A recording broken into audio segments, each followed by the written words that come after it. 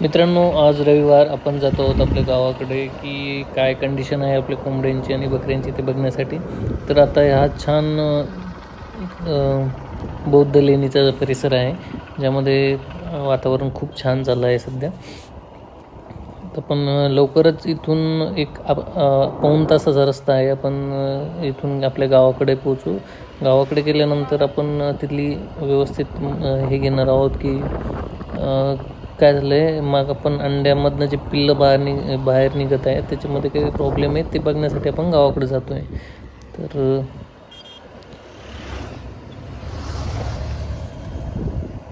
खूप छान परिसर आहे. जर आपण संभाजीनगरच्या आसपास राहत असेल तर नक्कीच या साईडला भेट देऊ शकता.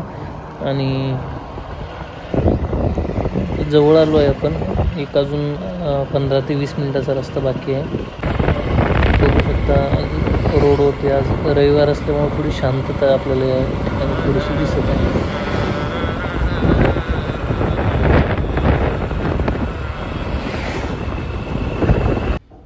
चला तर मित्रांनो, आपण आलो आहे गावाकडे. याच्यामध्ये सर्वात अगोदर जे आपले पिल्लं निघालेले आहे ते मी तुम्हाला दाखवतो. उन्हामुळे थोडे एका साईडला जाऊन बसले आहेत. आपण लॉक ओपन करून बघूयात. सध्या एका साईडला असल्यामुळं दिसत नाही आहे. मी लॉक ओपन करतो, तुम्हाला दाखवतो.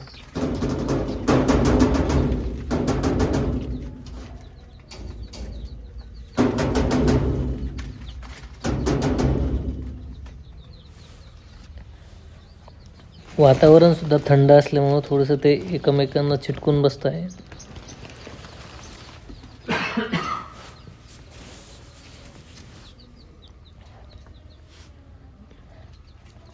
बघू शकता. आपण दरवाजा ओपन करू 1 मिनटं. आणि दरवाजा ओपन केल्यानंतर अजून हे बघा, मी लाईट पण चालू केलं आहे जेणेकरून ते थोडेसे मोकळे खेळतील. काय थंडी हवा असल्यामुळं काय होतं आहे की जो आपण त्यांच्यासाठी छोटासा बॉक्स बनवला आहे तो बॉक्स पण थंड होतो आणि ते एकमेकांजवळ जमा होऊन बसतं. एकदम ॲक्टिव्ह असे पिल्लं आहेत. काय ज्यावेळेस आपण बाहेरून पिल्लं आणतो किंवा कुठून त्याला ट्रान्सपोर्टेशनमध्ये काय होतं, पिल्लं एक थकून जातं आणि त्याच्यानंतर ते हळूहळू मरण पावतं. पण ह्यामध्ये जवळपास 150 पिल्लं निघाले. पण 150 पिल्लांमध्ये अजून एकही मॉर्टेलिटी झालेली नाही आहे. म्हणजे तुम्ही बघू शकता की खूप कमी मॉर्टेलिटी. मी ज्यावेळेस कोंबडे म्हणजे सगळ्यात अगोदर ज्यावेळेस मी पिल्लं विकत घेतली होती, माझे 1000मध्ये फक्त 70 पिल्लं उरलेली आहे. आणि ते 70 पिल्लांच्यापासून मी आता हे सुरू ठेवलेलं आहे. आपण जर बघाल तर आता जवळपास 200 ते 250 पिल्लं माझ्याकडे तयार झाले ते 70 कोंबड्यांपासून. आणि अजून इन्क्युबेटरमध्ये मी जवळपास 300 अंडे ठेवले, ज्याच्यामधनं आपण ही पिल्लं बाहेर काढणार आहे. काय होतं, ज्यावेळेस आपण कोंबडी बसवतो, कोंबडीमध्ये आपण 10 ते 12 अंडी ठेवल्यानंतर त्याच्यातून 1 ते 2च कोंबड्यांमधनं पिल्लं निघतात आणि बाकी सगळी अंडी आपली वायाला जाते. त्यामुळं आपण काय केलं आहे, इन्क्युबेटरद्वारे आपण सध्या पिल्लं हे करतो आहे. पण एकदम छान प्रकारची पिल्लं ही बघू शकतो आपण. एक पिल्लू मेलेलं इथं तुम्ही काढत होतो. 150 पिल्लांमध्ये पहिलं पिल्लू आहे जे इथं. त्याला आपण चेक करूयात नंतर काय झालं आहे. पण एखादं थोडं मॉर्टॅलिटी होते. तर एक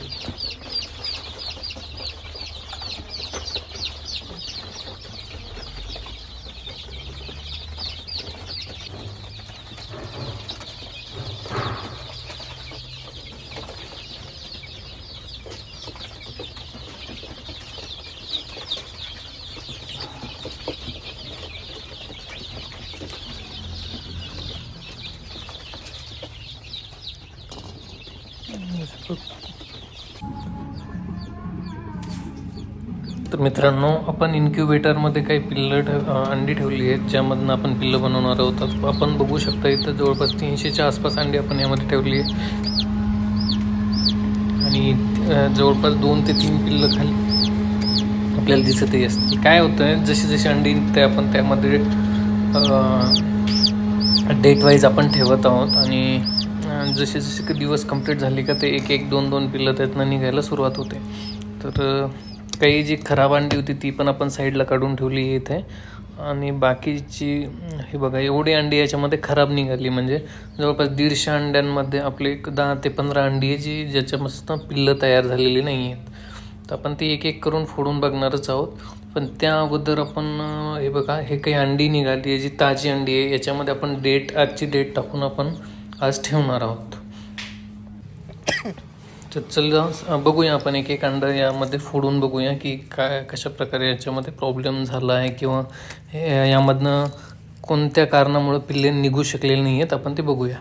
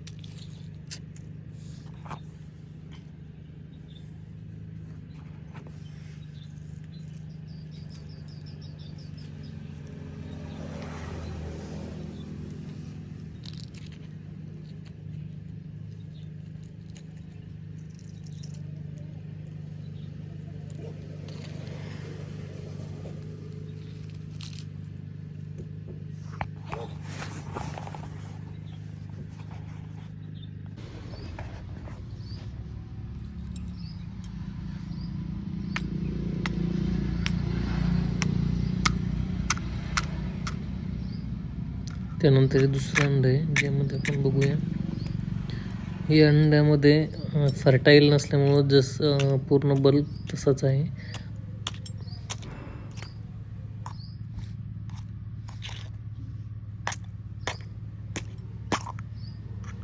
हे अंड फर्टाईल नाही झालं, ज्याच्यामुळं याच्यामधनं पिल्लू निघालेलं नाही आहे.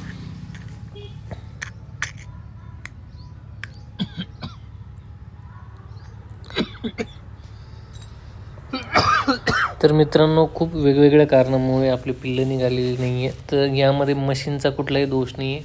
थोडंफार प्रमाणामध्ये असं होतं की आपण जवळपास याच्यामधनं 250-300 पिल्लांमधनं 25-30 अंडी आपली खराब निघाली आहे, ज्यामधनं पिल्लू बाहेर आलेले नाही आहे.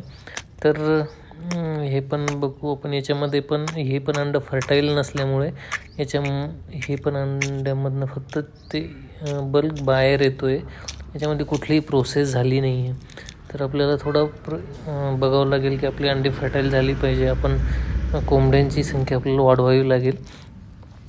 करूयात सध्या. चला मित्रांनो, मी बाकी चेक करतो एक एक अंडा आणि ज्याचा व्हिडिओ नक्कीच आपल्यासोबत शेअर करेल.